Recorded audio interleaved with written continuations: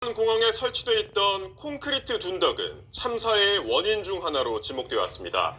만약 콘크리트 둔덕이 없었다면 탑승자 전원이 생존했을 거란 내용의 정부 미공개 연구 보고서를 저희가 확보했습니다.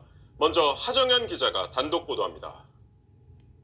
국토교통부 산하의 항공철도조사위가 지난해 3월 한국전산구조공학회에 공식 의뢰한 연구 용역의 최종 결과 보고서, SBS가 입수한 이 보고서에는 지난 2024년 12월 무안공항 참사에서 활주로 끝 콘크리트 둔덕이 없었다면 탑승객들의 피해가 어떻게 달라졌을지 슈퍼컴퓨터로 분석한 결과가 담겼습니다. 당시 로컬라이저가 콘크리트 둔덕이 아닌 규정에 맞는 부러지기 쉬운 재질로 설치돼 있었다고 가정하면 사고기는 로컬라이저 안테나 등을 모두 파괴하면서 진행하다가 공항의 보안 담장을 뚫고 나가 630m 미끄러진 뒤 정지했을 거라고 보고서엔 기록돼 있습니다.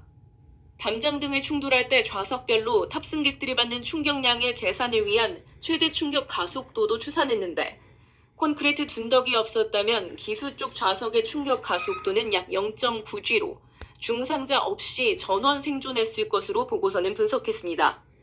실제 참사에서 둔덕과 충돌할 때의 사고기의 속도는 시속 259km로 평균 15G의 충격 가속도, 그러니까 성인 남성 평균 몸무게를 기준으로 1톤 가까운 힘이 작용했습니다. 15G라고 하면은 엄청나게 큰 힘이 작용하는 거죠, 사람 입장에서.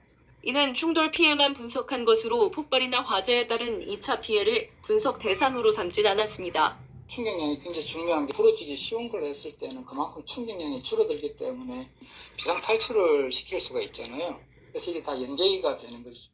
이 보고서 등을 토대로 국회는 오는 15일부터 국정조사를 진행합니다. SBS 하정현입니다. 12월 29일 무안공항에서 발생한 제주항공 참사. 사고기가 충돌했던 콘크리트 둔덕이 없었다면 어땠을까요? 탑승객 전원이 생존했을 거라는 시뮬레이션 조사 결과가 나왔습니다.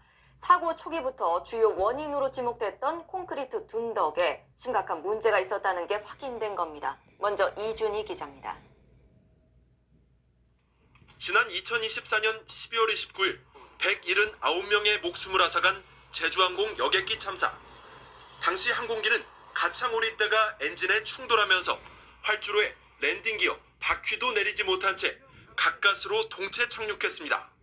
사고 당시 항공기는 시속 374km로 활주를 시작해 12.9초 동안 1157m를 달린 끝에 콘크리트 둔덕에 충돌했습니다.